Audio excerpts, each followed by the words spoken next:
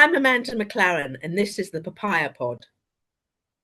Good afternoon and welcome back to the Papaya Pod. Myself and Keith have been joined by a very special guest today. You could almost say a bit of UK IndyCar royalty, Keith. We are Well, joined by the one and only Tom Gaymore. and Hey, I'm wearing Keith, the appreciate shirt. you Look, can give I've it got away. it. For those of you that are listening, you can't see this, but this is my shirt from the 2025 IndyCar, and it says Tom Gaymore made me famous. And I wore it around Indy, and people were going, "Oh, we've heard of Tom." Oh, why you threw my bank details? Don't worry. I'm wearing the papaya today. You are, yes, you are looking very dapper.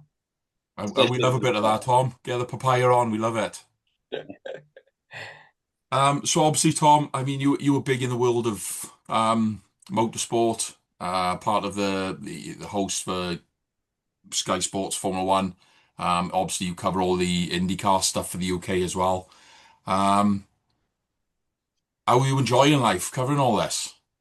Yeah, do you know what? Thanks for the glowing endorsement. I'm incredibly fortunate to do what I do. I always say to people flippantly, but I don't take this lightly. You know, I talk about cars going round in a circle. So, and that's my passion. I absolutely love motorsport, and I would be watching the races if I wasn't working on them. So to be a part of that has been, it's a big part of my life now. I'm very fortunate to have been in and around motorsport all of my life. My dream as a young kid was to reach the top levels of motorsport as a young driver. I didn't manage that. I had a wonderful time driving cars, but I broke my back and lost my career momentum, and the rest is history. But, TV gave me an opportunity. It gave me a lifeline, and I've been very fortunate to have been given the opportunities that I've been given, and to enjoy the journey that I'm on now. And sort of 10 to 12 years later, I've kind of reached where I wanted to go, but not with a steering wheel in my hand, with a microphone instead. Keeping us all entertained and enlightened instead, Tom.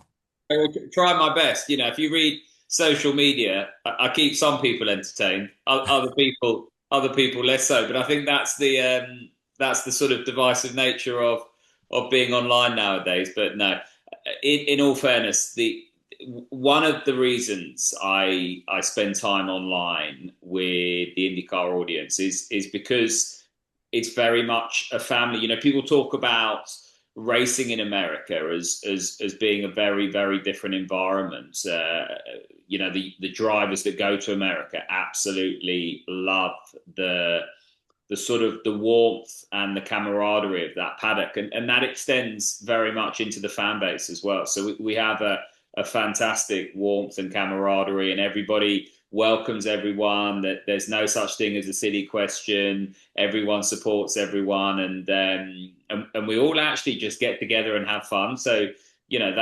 that's been a lovely segment of the IndyCar journey, is getting to know the fans. I'm just a fan. I'm working on it, so we're all in it together. But I really, really enjoy that, and the questions are great. I don't always have a chance to answer them because the races are quite chaotic nowadays. Yeah. Detroit, there was so much chaos that you just didn't have time to go to the questions, because you're just trying to explain things away and actually trying to work it out as well, because it's so hard to work out what's going on. Even after warm up, a lot of the teams and the drivers and the engineers are sort of guesstimating what tyre to be on, and the strategy, and how long the tires are going to last, that kind of stuff. It's really, really hard. So then you add all the alternate strategies and the things that can go wrong, and I'm just there by myself trying to scratch my head and figure my way through it, make sense of it for everyone at home.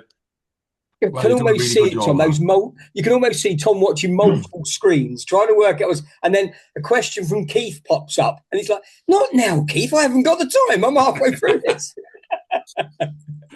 All questions welcome. Well, what I would say, Tom, is after what sounded like a horrendous accident, at the end of the day, we know that our spinal cord and our backs are so volatile.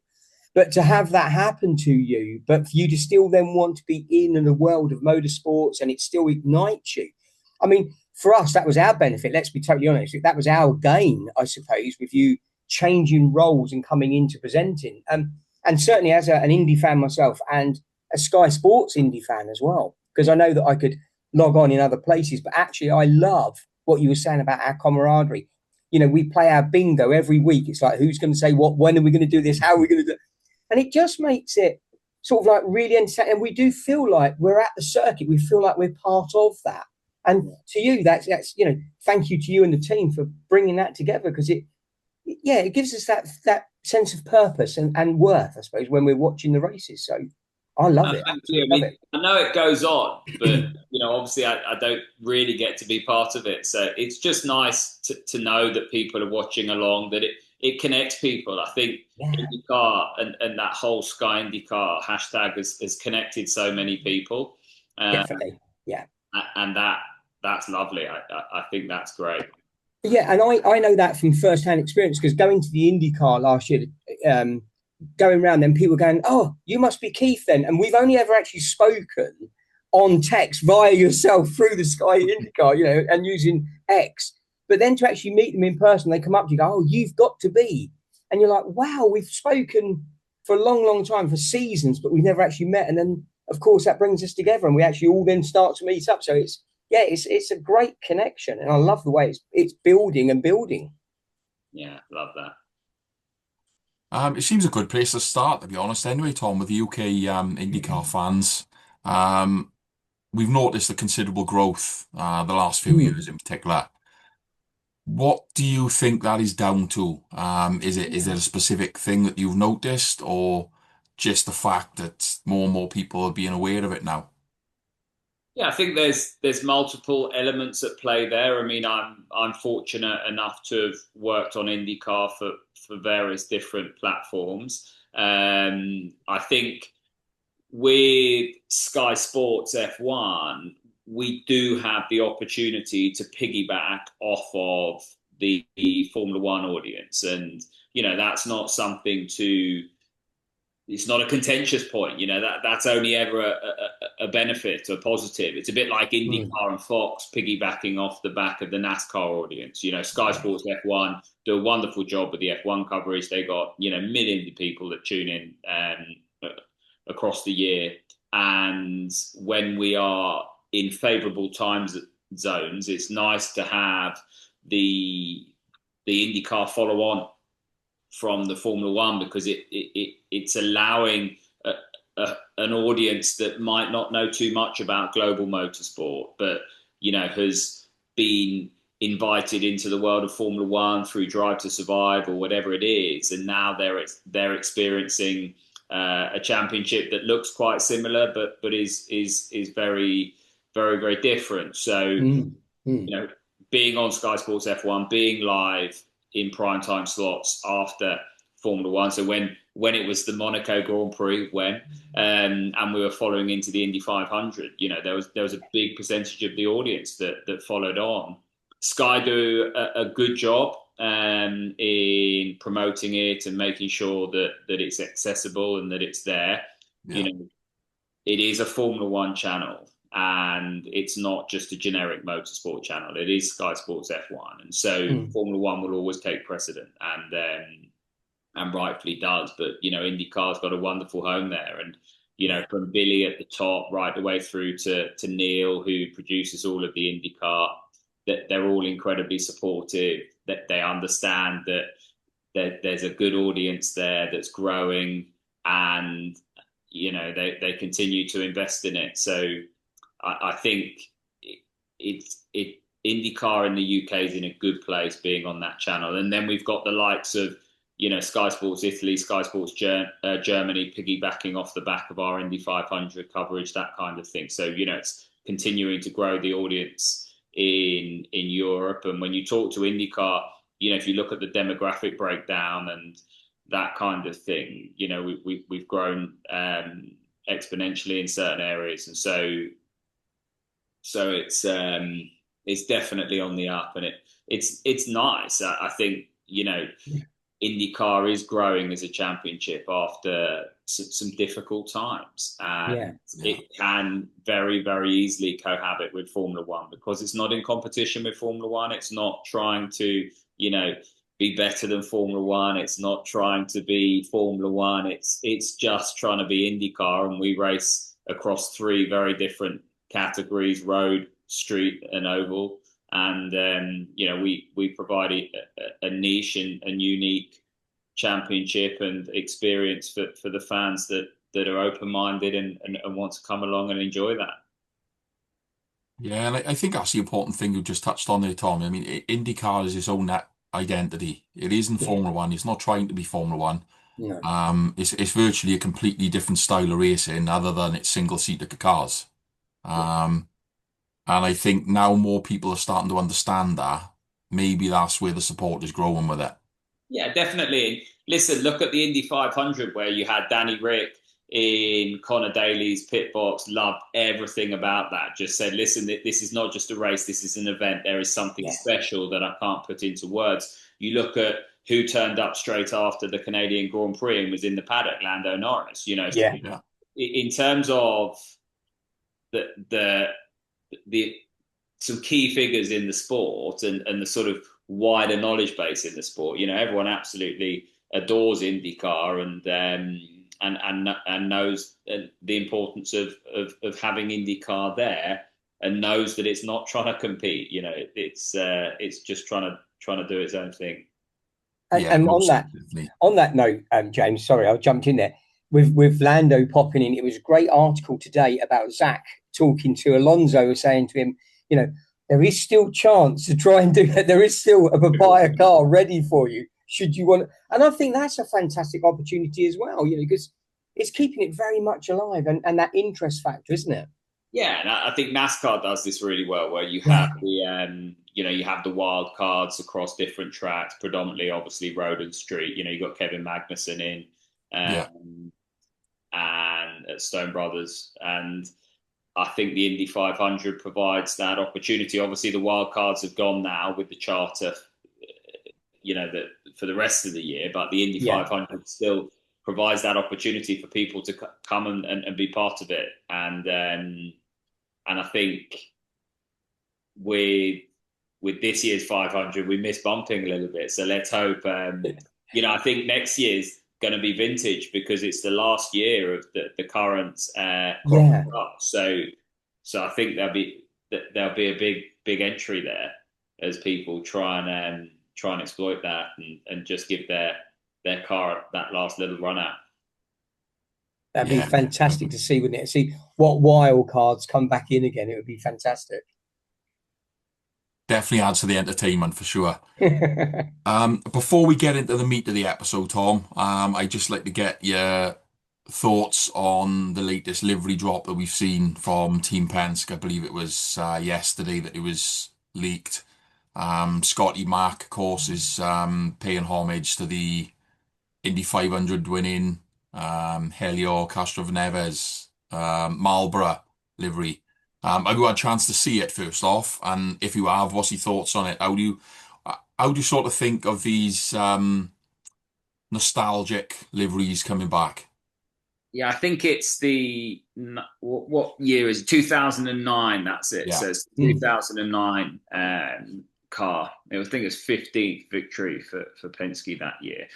I love it. So whether or not it's Le Mans when Porsche did the Pig and the Rothmans livery and stuff like that, or it's IndyCar doing what they're doing with Helio's car, I think it's fantastic, and I'm a big fan of liveries and the importance of McLaren have had some great liveries over the years.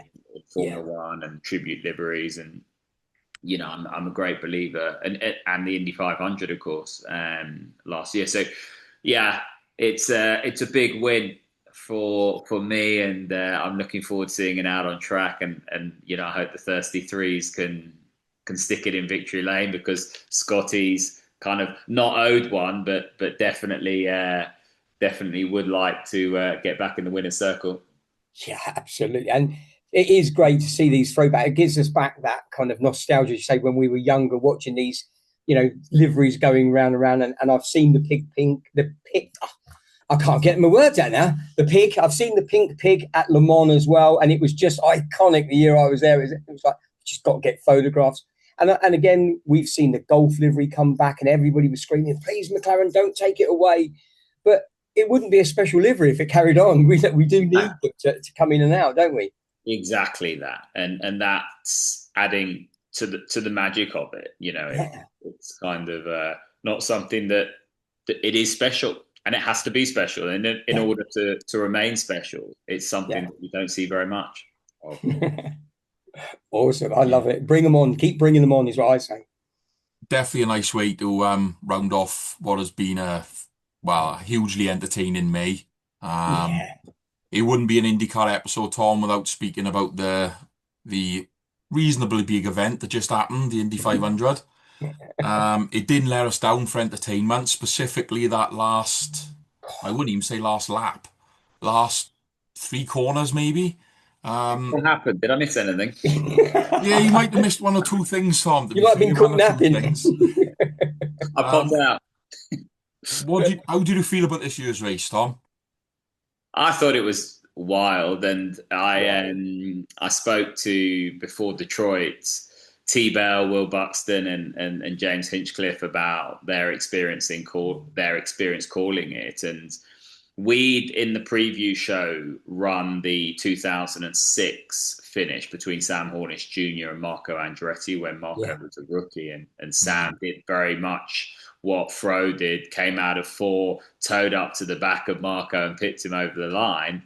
And then 20 years later, obviously you've got Felix Rosenqvist doing exactly the same thing to Paul David Malukas. Now, at the beginning of that lap, I have to be honest, and you speak to everyone,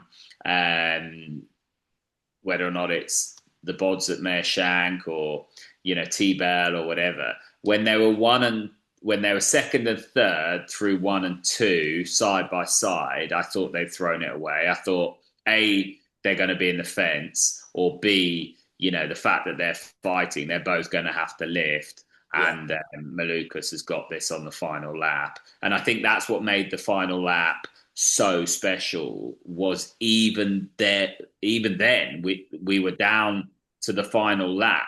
But even then, it ebbed and flowed. It went from there's no chance to, oh, this is on. And I don't know if you saw Fro talking to Lando Norris in the paddock, where he was like, I'd not done that before. I just took a risk, went up there and kept my foot in. And, that takes serious courage to do that side by side with a teammate. Put it up there where no one else had been, where he hadn't been at those speeds. And it's kind of win it or bin it. And, he the bravery that took and the courage kind of deserves the result. Yeah. Poor old David, there was nothing he could do. And he must be sick as a pig. And I think the human story afterwards, the emotion and his interview and everything further added to what was a sensational event, because his interview was so powerful. And, everyone felt so sorry for him, but there's only going to be one winner. And it's a bit like Arsenal losing the Champions League on penalties. It's you could tell I'm an Arsenal fan. It's hard. At the end of the day, someone's got to win. And, Felix did a wonderful job. What I love, Tom, is I know we have to have the feedback, and the cameras are there and they're talking to the guys and they're trying to be PR proper. They're trying to make sure. But I love it when the drivers are debriefing each other, exactly as you said, when Rosenqvist is talking to Lando. I just planted it. Didn't think I was going to... That kind of debrief, driver to driver debrief is so entertaining, because you hear their real thoughts and maybe not what the PR team want them to say. Like the cool-down room that we get in F1, you can, if you're listening in, you get some cracking examples of what they thought they were doing at the time. The only one that breaks the mold is, of course, Will Power, who inadvertently comes up with a meme most weekends. Yeah, most definitely. You can't help but feel sorry for Malukas, to be fair. I mean, in our IndyCar episode this season, myself and Keith have spoken about how he's done so well, and he's just sort of fell at that final hurdle on a couple of races this season. And May sort of summed that up for him, really. I mean, he could have so easily had 2 wins coming out of May. You had the Sonzio going, the Indianapolis road circuit. Obviously, Lundgaard took the win there. Many people thought that he was going to want to win that race. And then, of course, that last couple of corners, I mean, any other year, Dave Malukas is probably looking at 2 wins coming out of May. Yeah, and listen, I'm not a massive football fan, but I am an Arsenal fan. You look at what they've done, finishing second again and again and again, and all the kind of nearly talk and you're not going to do it and that kind of stuff. And they've gone and done it this year. Now, I think for David, once the dust settles, he's building something very special. And, he's building wonderful foundations, and he's going to burst through and visit the winner's circle very soon. And I think that'll be the first of many. He's been sensational this year in terms of how he's led the Penske charge and handled the pressure better than anyone else. And I think it just makes him hungrier. They say you learn more when you don't win. And I think he's learning so much that he's got it all ahead of him. And it's just a question of when and not if. So, he's going to be bitterly disappointed. And even if he wins more in the future, he will still replay that one. They all say, you replay the races you didn't win more than the ones you did. So that will always haunt him, that race. But he did nothing wrong. It's just one of those things that the famous saying goes, would you rather be good or would you rather be lucky? And he just wasn't lucky on the day. I think this is what keeps it alive as well with IndyCar, Tom, because one pit stop can change the whole race. One caution can change the whole race. And we don't really see that kind of pit stop in Formula One nowadays. It's very, very focused on either the undercut or the overcut. And ask Malukas at Detroit. Exactly. Exactly that. From the back to fourth to the back. How does that work? But what you love is the way they then fight through again. That it's like it's like a carrot and a stick. They're like, no, I'm coming back through again. And you watch this, and those pit stops can make it and change it so quickly.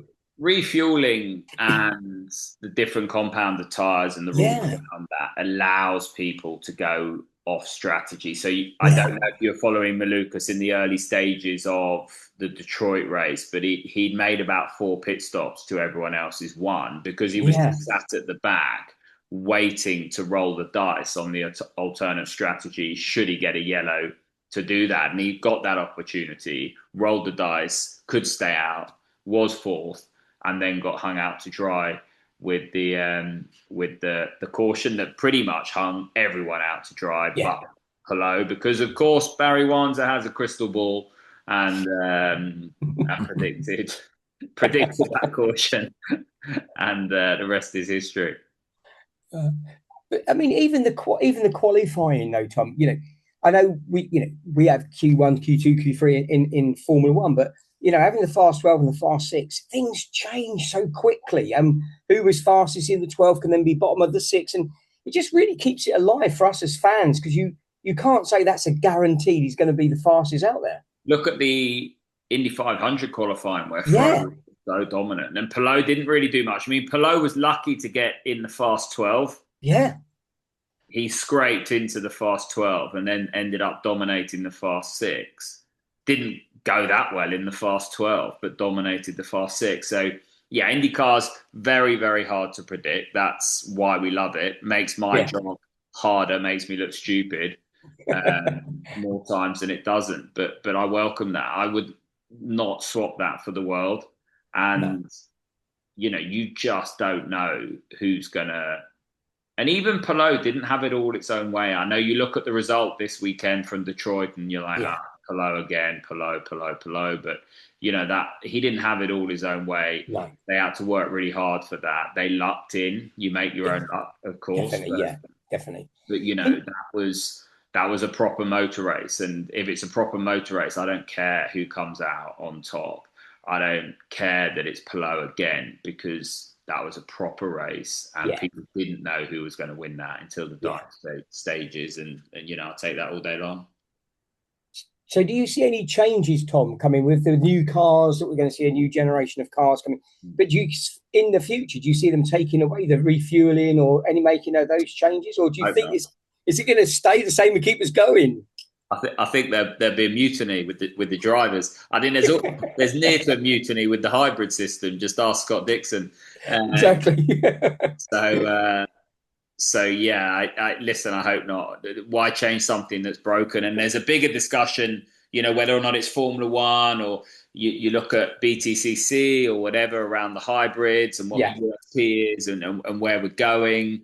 A lot of people in Formula One want to actually move away from some of the technology that you're seeing here, and I think this is a real opportunity for IndyCar to be very bold and courageous. Work with the manufacturers to definitely to put a good product together. I mean, the car's pretty much built anyway. They start testing in a month or so. I think Jack Harvey's going to do a bit of testing, so and one or two others. So listen, it's you got Callum Ilott knocking around as well. So I'm interested to see how it goes. I mean, it's going to be a fabulous and fascinating phase for the championship, because we've had the same product for so long.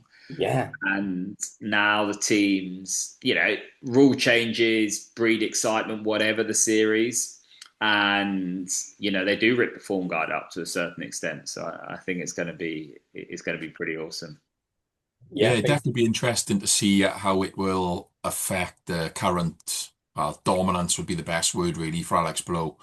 Obviously, the last few years he's pretty much had it his own way with regards to the championship, and it will be interesting to see, can he keep that success rate going into a new era, into a new style of racing. Are the changes going to affect him whatsoever? The guy seems to be going to be there the first time session. Yeah. Listen, the cream always rises to the top. So he's always going to be at the sharp end, just because he's a generational talent. And Chip Ganassi, you got to wake up pretty early in the morning to get one over on them. So, with the likes of Mike Hull and Barry Wanzer, and the list goes on, they've got a lot of experience there. But it's listen, one of his strengths is how he drives this current car. So, there's going to be quite a bit of adaptation there, but he adapts well. We've seen that. He's going quite well on the ovals now, much to everyone's disappointment. So, exactly that. Yes, but he's a fast learner. So we're almost at the halfway point of the season, Tom. Obviously we're 8 races into the 18-race season. Been a very competitive season. Obviously, as we said, Palou is at the top, and but it seems to me, I don't know if it's just me, but it seems to me like this. I believe last time I checked, it's 107 points from first to fifth. We know in IndyCar with how quick things can change. Yeah, effectively that's 2 races. First of all, how much have you enjoyed this season? And secondly, do you think anyone is able to actually catch Palou? Oh, yeah. One word answer in terms of have I enjoyed it? Yes. One word answer in terms of can anyone catch Palou? No. And the reason being is if anyone is going to beat Palou, they're going to have to maximize their suit. So, Andretti, for example, that they are going to have to be dominant on the street tracks, which is their strong suit. And Palou's now won 3 of the street races. So that is a big dent, because we know that Andretti aren't quite as quick on some of the ovals, but that is changing. Their biggest Achilles heels, the road course, and actually they were pretty good. They were pretty good when we went to Barber. So, it'd be interesting to see how they go. But you have to be perfect to beat the 10 car, because not only do they turn it around well in pit lane, Barry Wanzer's just a magician with the strategy, and Alex Palou's a wizard behind the wheel. So you have to hit all your marks and be perfect. And if we look at the nearest challengers, Kirkwood, Andretti, their pit stops haven't been great. They make life a little bit harder for themselves. They haven't quite maximised their strong suit. Yeah. And they're still having a remarkably strong season, and it's fantastic. So I'm not belittling anything that they're doing and saying what they're doing is wrong. It's just, if you're going to beat Palou, and Palou is a generational talent. So if you're going to beat Palou, you're going to have to do something remarkable, sensational, special. So what Andretti and Kirkwood are doing at the moment is fantastic, but it's not quite remarkable, because what Palou's doing is remarkable. So that you got to equal that and go some.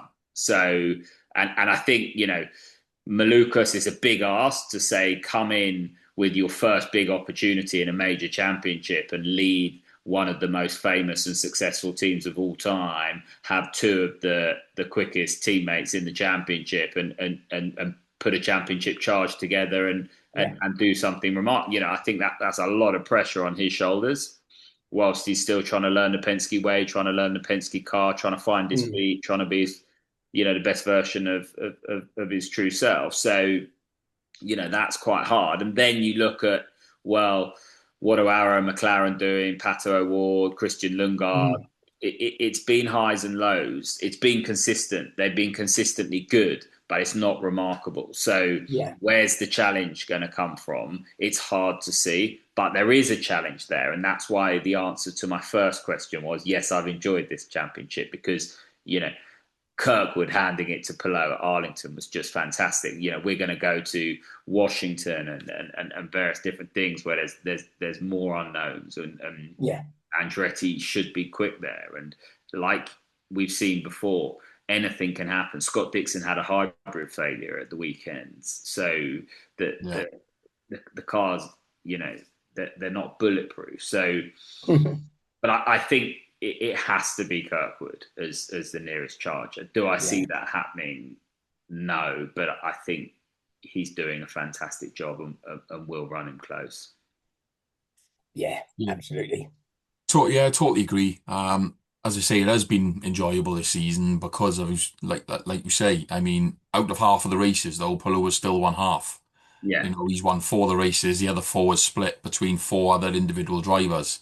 And this is the problem for me. If you're ever going to really mount a challenge, if Palou loses, you have to be the winner. Yeah. Second place is good, but it's not enough. And I think what you just said there is right. That's what the difference between having a good race and a great race. Yeah. No, I agree. I think that there was an awesome statistic. I can't remember the statistic now. I had it saved somewhere. I'll read it out this weekend about some of Palou's achievements and his, winning ratios over the last year. Quite sensational. And to beat that, you're going to have to put together one of the greatest seasons ever, because what he's doing is breaking records. So that's why, I emphasize that point. I'm not being hard on Kirkwood or going in on Andretti. It's just, any other year, and that's a great season for them. And so you just got to do something special to beat Palou. Absolutely. Especially now he's mastered the ovals. Yeah. Everyone's fears definitely come to fruition there. Yeah. Well, where's bad score for him? Still top 4. So, and this is consistency. Yeah. This is it. He is consistently great. However much you might paint every other team to say it. He is consistently great. And that's why I don't mind it really, because you are watching. Yeah, I particularly love watching and celebrating greatness, and we're watching something that they'll talk about forever. Yeah, he's definitely going to go down in history, isn't he? Let's be honest. Most definitely, we get front row seats to witness it, and it's something you can look back on in years to come as people talk about Mario Andretti and Alonso. People will be talking about Palou in 20 years' time, no doubts. So to move on to the next bit, as we said, it's been a great season so far. What has been your biggest surprise out of the season, or who has been your biggest surprise, I would probably say? Well, we've talked about him already. I think David Malukas, I think he's been a breath of fresh air. He's a wonderful character. He goes racing for the right reasons, with the right attitude. He is sensationally fast. I mean, he has phenomenal speed, and he's almost found more speed. I've been really surprised by him, if I'm absolutely honest with him.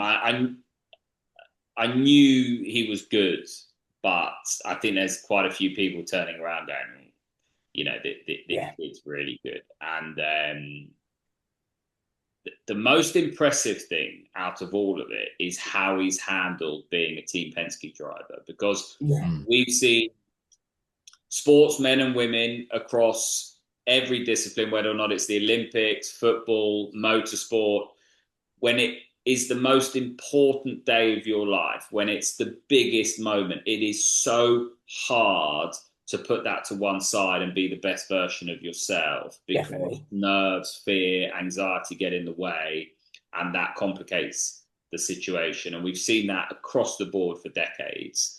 And Malukas has almost grown into that, and he carries it very, very well. He's almost totally oblivious. Every time you see him, he looks like he's off to the lakes on a holiday camp. He's just so relaxed and so I'm just having a time of my life kind of thing, and that's lovely to see. And I think, like I said at the top, he brings a breath of fresh air to it, and he's been the biggest surprise. I think it's not a surprise, but I think Christian Lundgaard's doing a good job. And Pato O'Ward has led the charge at McLaren for a long time, but it's Christian that's got that win again and the podiums, and they're very closely matched in the championship. But it's Christian with the headlines, and that doesn't necessarily surprise me. But he's still got to go out and do it, and it is very, very impressive. So kudos to him. And the last point in terms of a surprise was Kirkwood duffing up Palou. I think that I think that was really, I didn't necessarily expect that. And when Palou hits the front, he's very, very rarely challenged, and that was a moment that we've not seen before, that gave us all hope and has made this year as exciting as it is. So those are probably my 3 points. That's good, because he has given us that kind of hope that Kirkwood is, I'm going to chase you, you're not just going to walk away from this year, and I will race you, and I don't mind sticking my elbows out. At Detroit, he was he was unlucky. I mean, we don't know if that had stayed green how it would have played out in terms of tyre life, but he was pushing on to get the overcut on Palou when that caution came out. And, I think Palou may have had to pass him. But we were robbed of that. So we were. He was at it again. Yeah, the other name I'd like to throw in the mix, Tom, as well, I think has had a very good season, especially when you take into his experience, or lack of, I should say, in IndyCar, is Dennis Hauger. Yes. Obviously, we knew how good he was, for those that followed his early European career, but obviously winning it Indy next last season, we knew he was good. But we're coming this year, he's got some important points. He's currently sitting above the likes of Will Power and Rasmussen in the championship. I know it's a long way to go, but he's put himself there. And when you compare him to the other two rookies this season, Collette and Schumacher, he's kind of in a league of his own. He's I'd be very really consistent. impressed with him. He reminds me of like an Alonso and a Minardi or that kind of stuff. You know, he's Yeah. consistently wringing the neck of the machine, consistently overperforming, and consistently being a thorn in the side of people that are probably a little bit surprised that he's up there being a thorn in the side of theirs. And I'd be very surprised if he's not in the Andretti car next year. Well, yeah, and that leads me on. I was going to say, that leads us on to silly season, doesn't it, James? Yeah, this leads us on to the next bit, which is going to be silly season. We saw a silly season this year, and we have the potential for it for next year. A number of drivers, I believe there's 8 that's contracts are due for renewal. So I think the best way to go through this, Tom, if I mention the driver's name and you tell me where you think they're going to be next year. Okay. Oh, interesting. Let's start off with Joseph Newgarden. I think he'll be at ECR. Interesting choice. Ooh. Interesting choice. I like it. I think I know what you're going to give for the answer for this one, because you kind of just give it, but Marcus Ericsson. I don't think he'll be at Andretti. So I'm not sure where he'll go. Mm. And do you think his spot may be given up to Hauger? Yeah. We have 2 of the 3 Arrow McLarens, Christian Lundgaard and Nolan Seagal. Yeah, I think it's an interesting one with, Christian will stay. It's an interesting one with Nolan. I mean, obviously he's doing a good job. Fornaroli's knocking around. They do have probably access to other drivers as well. His position has been under threat. Yeah. Basically, since TK said what he said before the start of the season. Yeah. Fornaroli would be a good fit, but that's so dependent on him not getting an F1 deal. Yeah. So yeah, I wouldn't be surprised if he's replaced by someone.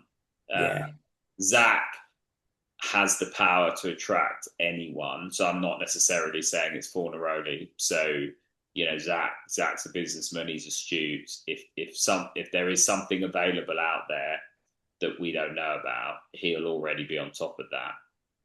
And Nolan has to have a sensational second half of the season. I don't think he's done enough to keep that seat. Yeah, I think we've been saying that throughout time. We needed to see him consistently now being in that top 10. It's a bit like Lucas has grown with the pressure of being at Penske. Nolan needs to grow with the pressure. Yeah, definitely. And he's not quite done that yet. Yeah. So next up we have both of the Meyer Shank racers. Mr. Indy 500, Felix, and Marcus Armstrong. I would have said Felix may be on the bubble, but not now. Could have been, but maybe you cemented that bit now. One of the best of seasons by his own high standards. Yeah. And now you're never going to sack a 500 winner, unless you're Penske, but but Felix won't be going anywhere. And do you know what? I could see Marcus staying just because they're going to run 3 cars next year, aren't they? So I can't see them turning everything upside down. So it's kind of a good platform for them to add one in, because if they're going to run the 3, they've got that consistency now and that winner as well, as you say. So bringing in a wild chat. So who do you think could take that 3rd seat then, Tom, just out of interest? I don't know.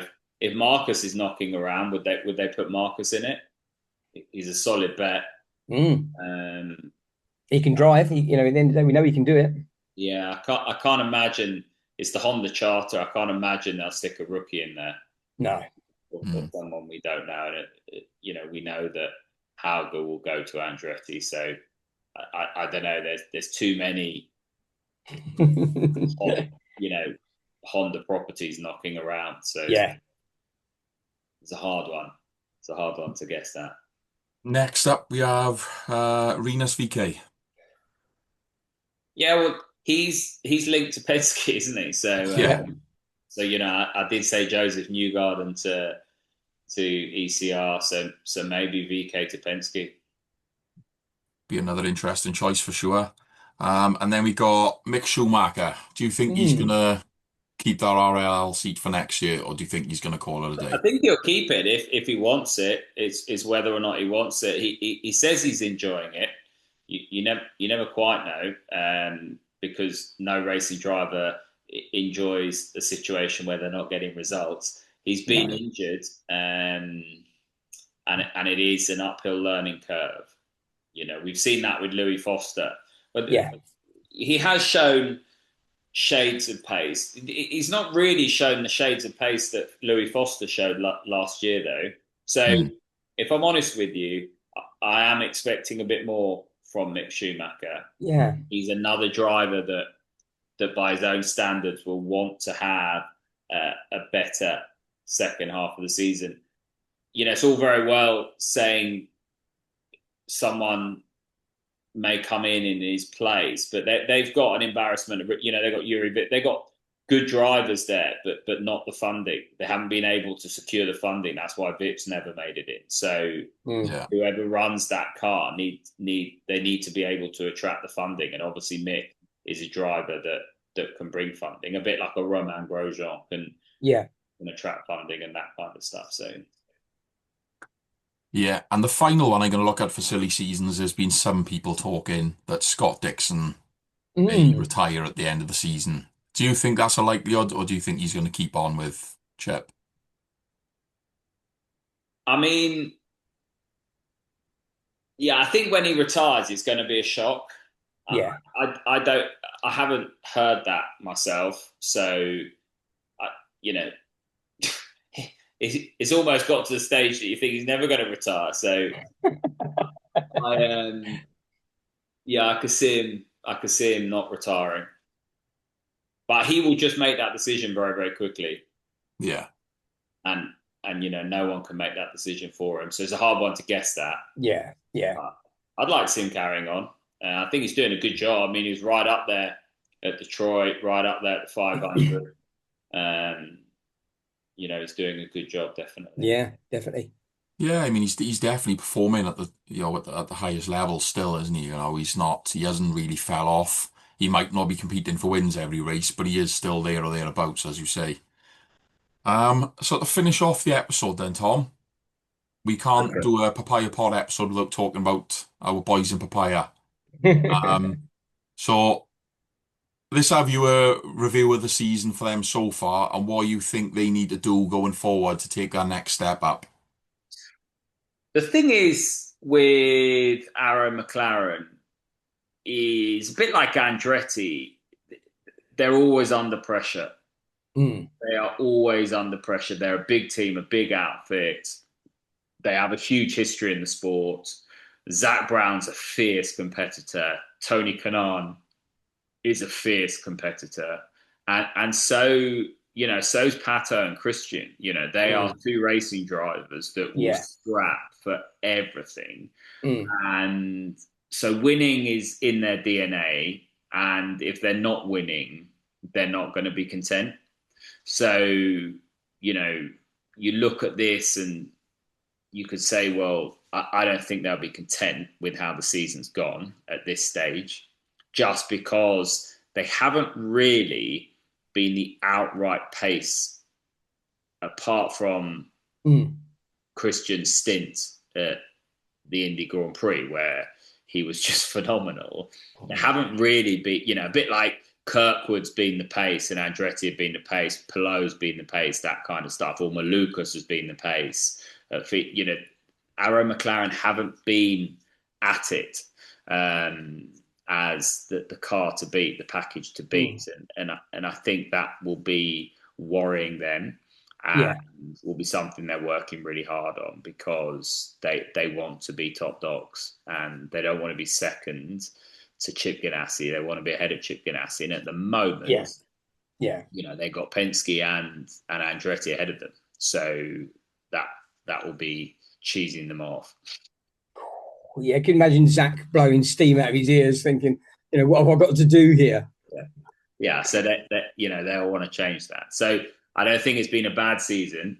I just think that they're all under so much pressure to be perfect, and if they can't beat Palou, they'll want to be best of the rest. And at the moment, they're not quite best of the rest. Yeah, it's true. Yeah. Yeah, totally. I mean, we've said it ourselves, Keith, over a couple of episodes, and we definitely we've have. seen a couple of little mistakes have creeped in. A couple of pit mistakes which haven't helped at key points of races. And as you say, if you ever want to be the best in it doesn't matter what form of racing you're in, you need that consistency. So as you say, until Arrow McLaren starts doing this on a consistent level, as you say, Zach Brown, Tony Kanaan, they're not going to be happy, are they? No. Caveat that I will add is they were top Chevrolet at Detroit. So, yes, yeah. There is an added strand that we haven't probably talked about on this podcast today, and that is the Honda Chevrolet battle. And Honda were very good at the weekend. Chevrolet were chasing their tails a bit, and all you can do is be best of the rest if you have that power plant. So, small consolation, but it's not where they want to be. No, they want that. Oh, okay, being the fastest Chevys out there, the team with the fastest pennies. It's not quite first place, is it? Still got to beat that Honda. So, yeah, exactly that. Yeah, definitely. Well, look, Tom, I just want to thank you for coming on here today. It's been an absolute pleasure talking with you. As Keith has said, we've exchanged many messages in the past during your busy time, but it's been great to actually get to sit down and talk to you about IndyCar and McLaren. We'll have to come back on and laugh at all of my silly season predictions and how woefully bad they were. I think that sounds like a plan for next season. Yeah, I think that sounds like we should do an end of season recap and go. So silly season, Tom. Where did you put so and so? It's all in my notes. Yeah. Well, listen. Thanks for having me, guys, and keep up the good work. Oh, thank you for joining us, Tom. It's been a real pleasure, and because I get to wear my T-shirt with pride, you see, because. Otherwise people that don't know racing go to me, who's Tom? Exactly. Yeah.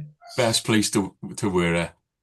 Again, thank you very much for coming on, Tom. We'll definitely look at doing something in the future again. That silly season special seems to be a great idea. Doesn't it? I think we should do it.